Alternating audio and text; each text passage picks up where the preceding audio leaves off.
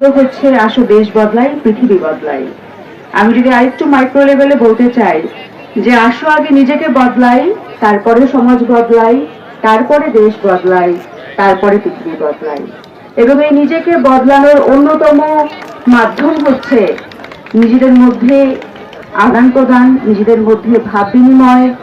সমাজে যে পরিবেশ আগে ছিল যে আমরা সকলে মিলে সামাজিকভাবে পারিবারিকভাবে একটা মেলবন্ধনের মাধ্যমে শিশুরা গড়ে ওঠে, সেই মেলবন্ধনটা যেন আমাদের সমাজে সবসময় থাকে, সবসময় বিরাজ করে। এবং আমাদের বাচ্চারা খেলাধুলার মাধ্যমে তারা এক উপজেলার সাথে আর এক উপজেলার পরিচয় হবে, দেখা হবে, কথা হবে, বিনিময় হবে, স্কুলের পড়াশোনার মান বিনিময় হবে।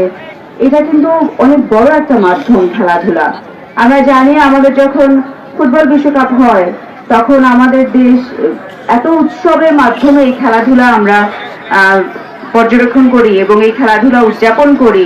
উৎসবের মাধ্যমে আমরা খেলাধুলা দেখি এবং আমরা খুব মনোমুগ্ধকর ভাবে সেটা উদযাপন করি। সেটা একটা উদাহরণ আমরা দেখেছি গত বিশ্বকাপে, যেরকম আমরা জানি যে আমাদের দেশের অনেক বড় দুটো সাপোর্টারের দল হচ্ছে আর্জেন্টিনা এবং ব্রাজিল। আমরা যারা হচ্ছে আর্জেন্টিনার, এই যে বলার সাথে সাথে সবাই হাততালি দেওয়া শুরু করেছে। আমাদের মনে আছে নিশ্চয়ই যে গত বিশ্বকাপে আর্জেন্টিনা যখন জিতলো তখন বাংলাদেশের মানুষ এত উচ্ছ্বাস ভরে উদযাপন করলো যে আর্জেন্টিনার দূতাবাস বাংলাদেশে চলে আসলো। এটা কিন্তু ফুটবলের সৌন্দর্য, খেলার সৌন্দর্য। খেলাধুলা কত ভাবে মানুষকে কানেক্ট করতে পারে, দেশে নয়, জেলাতে নয়, উপজেলাতে নয়, স্কুলে নয়, আন্তর্জাতিক ভাবে আমরা কানেক্টেড হতে পারি। এবং খেলাধুলার তো অনেক প্রয়োজনীয়তা এবং উপযোগিতা রয়েছেই শারীরিক মানসিক বিকাশে এবং